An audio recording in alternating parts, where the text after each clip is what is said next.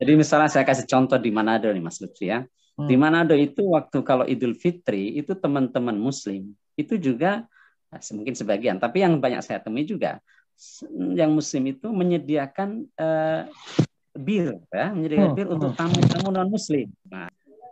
Assalamualaikum warahmatullahi wabarakatuh, pemirsa sekalian. Sekarang saya akan ngobrol dengan Ustadz Ali Amin. Saya sendiri mengenal beliau sebagai mahasiswa S3 di Universitas Waseda, meskipun beliau sebenarnya sudah lulus dari Gontor, kemudian pernah melanjutkan ke Amerika.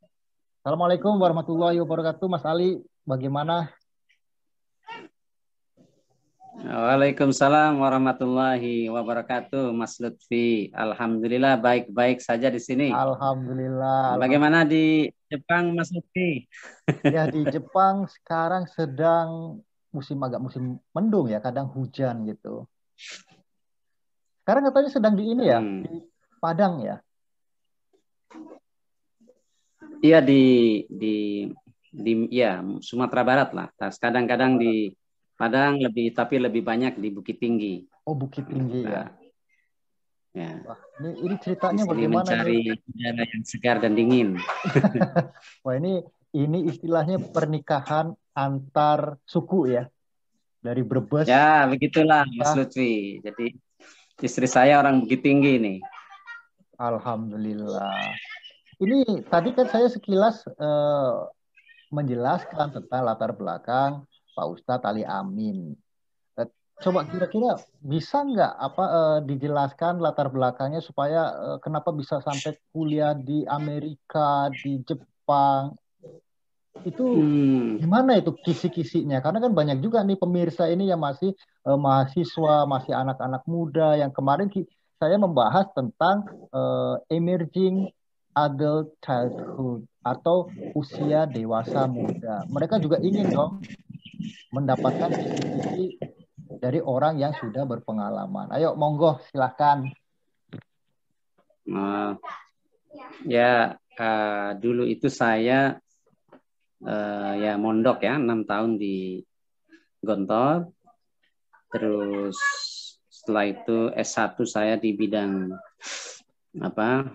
perbandingan hukum Islam, madhab dan hukum Islam di IAIN Jakarta, sekarang UIN ya. Kemudian saya S2 itu 2 kali. S2 saya pertama di UGM. Nah, di bidang saya studi agama dan lintas budaya. Agama dan lintas budaya. Kemudian S2 lagi di Arizona State University. Itu saya bidangnya studi agama-agama. Kemudian sekarang masih di Waseda, bidang studi saya International Studies, tapi riset saya tentang studi agama-agama, lebih ke ya sosiologi agama. Terutama di waktu pesantren dan di IAIN ya, itu memang bidang kajian saya ya Islamic Studies ya. Jadi referensi bacaan-bacaan saya ya kitab apa yang disebut sekarang mungkin kitab gundul ya. Ya, kitab gundul memang bacaan kita, jadi harus ya apalagi waktu S1 itu bidang jurusan dulu ya, jurusan saya perbandingan madhab dan hukum. Jadi perbandingan madhab dan hukum Islam ya. Jadi kita belajar banyak madhab, terutama 4 madhab yang terkenal di Indonesia ya di kalangan Sunni. Nah ya kita membaca referensi-referensi itu, perbedaan praktek keagamaan dalam masyarakat Islam misalnya gitu ya, misalnya ya kita misalnya bagaimana berwudu menurut madhab ini, bagaimana sholat menurut ini, bagaimana ya itu banyak sekali memang kan.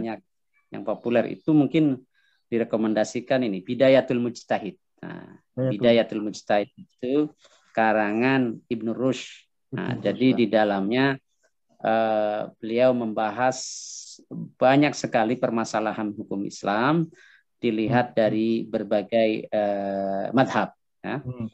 Nah, jadi misalnya bahkan sampai apa itu perbedaan, misalnya apakah bertempelan kulit laki-laki dan perempuan itu membatalkan wudhu. Nah, itu bagaimana menurut madhab A, B, C, D, dan bagaimana. Dan itu ya asik ya belajar itu membaca kitab Bidayatul Mujtahid. Nah, karena saya fakultasnya syariah ya, jadi mungkin lebih ke merujuk ke ya kitab, banyak bacaan-bacaan kitab fikih gitu ya. Nah, kalau Imam Ghazali itu kan beliau lebih ke, ya sekarang sebenarnya hanya sekarang aja ada pembedaan fikih syariah macam-macam gitu ya. Jadi Imam Ghazali itu ahli semuanya sih. Ya kita baca juga, tapi beliau dalam tulis buku kitab-kitab beliau tidak, artinya dalam kajian Muqaranatul Madzahib, perbandingan mazhab, tidak terlalu banyak dibaca. Tapi kalau dalam Islamic Studies dalam secara keseluruhan ya, itu seharusnya memang kajian utama.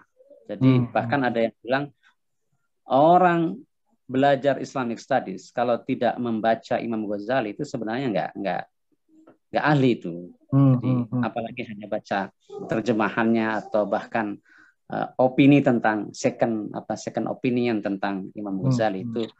Jadi orang kalau belajar Islamic Studies itu memang harus wajib membaca Ihya Ulumuddin, karena itu terkait semuanya kan. Dia membahas akidah, membahas syariah, membahas tasawuf, membahas macam-macam. Jadi ada yang ada profesor dari Amerika bilang begitu, kalau studi Islam di Indonesia anak-anak tidak pernah membaca karya Imam Ghazali, Ihya Ulumuddin terutama, itu sebenarnya diragukan keahlian sebagai expert in Islamic Studies. Ya, kebetulan kalau saya perhatikan pas kita kan ketemu, kita kenal pas di Jepang itu ya. Dan katanya Mas Ali sendiri sekarang itu sedang meneliti masalah halal. Itu kan, kalau ya bahasa Jepangnya juga halal juga, halal food. Sama aja. Ya. Itu kira-kira sampai sekarang itu apa sih temuan-temuan yang mungkin sangat menarik? Karena kan kita tahu bahwa Jepang itu kan bukan negara Islam, tetapi mereka menghormati hak-hak kaum Muslim kan. Jadi kata orang Jepang itu Jepang musukyo gitu kan.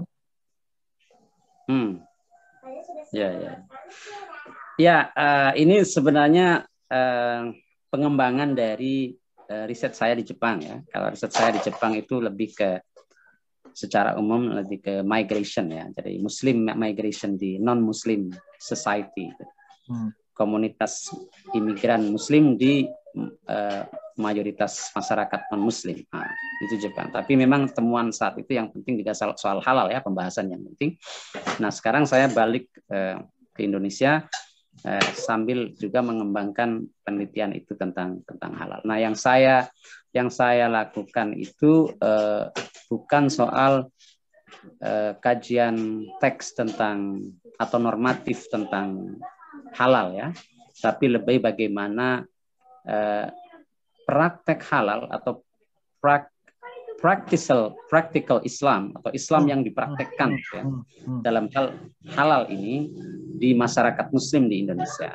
Jadi bukan yang dikonsepsikan secara normatif, tetapi yang dipraktekkan, yang ada di masyarakat ya. Dan ini ya, kalau tadi ditanyakan bagaimana temuannya ya, saya menemukan hal yang menarik bahwa ternyata mempraktekkan halal dalam konsepsi masyarakat Muslim di Indonesia itu sangat beragam, tidak hanya satu bahwa hal itu seperti ini, seperti itu, seperti ini. Nah, tidak ada. Jadi misalnya saya kasih contoh di Manado nih Mas Lutfi ya. Di Manado itu waktu kalau Idul Fitri itu teman-teman Muslim itu juga mungkin sebagian, tapi yang banyak saya temui juga yang Muslim itu menyediakan bir untuk tamu-tamu non-Muslim. Nah. Ya, saya juga menemukan sebuah temuan yang menarik sekali. Karena dulu pas saya kuliah ya, ini di Jepang kan, ada teman saya itu dari Kirgiz. Ya Muslim, Kirgiz kan. Kirgiz, ya. Iya. Ketika kita sedang makan Sen- bersama, ternyata dia itu makan ham gitu. Aha. Saya tanya Iya, kan, iya. loh, bukankah kamu itu Muslim, tapi kenapa makan ham? Kata dia bilang Iya. begini, kalau di Kirgiz itu daging babi itu haram, tapi kalau ham Aha. itu halal gitu kan? Ya saya Kalau ham juga halal. ham Iya, halal, iya. iya kan? Iya, menarik. Iya, iya. Menarik ini kan, karena apa? Hmm. Saya juga berpikir kita bukan saatnya berdebat tentang syariat, karena syariat itu kan kita harus memikirkan kearifan lokal, gitu kan? Jadi Iya, saya iya. berpikir mungkin saat itu Kirgiz itu kan di bawah jajahan Uni Soviet gitu ya, di bawah pemerintahan Uni Soviet. Iya. Dan salah satu Hmm. komoditi yang bisa dijual dari Kirgiz itu mungkin ham. Hmm. Jadi babi haram, ham itu halal gitu. Kalau dalam hukum Islam itu sangat kuat sekali ditekankan maqasidus syariah ya. Satu, Hmm. jadi apa tujuan syariat yang diturunkan oleh Allah kepada manusia lewat Nabi Muhammad ya. Kemudian juga ada di sana bagaimana mengistimbat atau membuat suatu rumusan hukum itu berdasarkan misalkan kaidah al-urf ya. Jadi urf itu adat ya, menghormati adat. Kemudian al-adat, jadi alasan adanya hukum tertentu dalam hukum Islam itu pertimbangan adat, pertimbangan kebiasaan, pertimbangan itu sangat kuat sekali loh.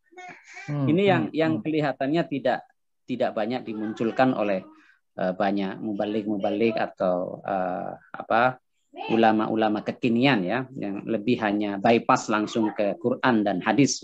Nah, misalnya di India itu ya ada istilahnya Marshall Hudson itu membuat istilah Islamic State ya.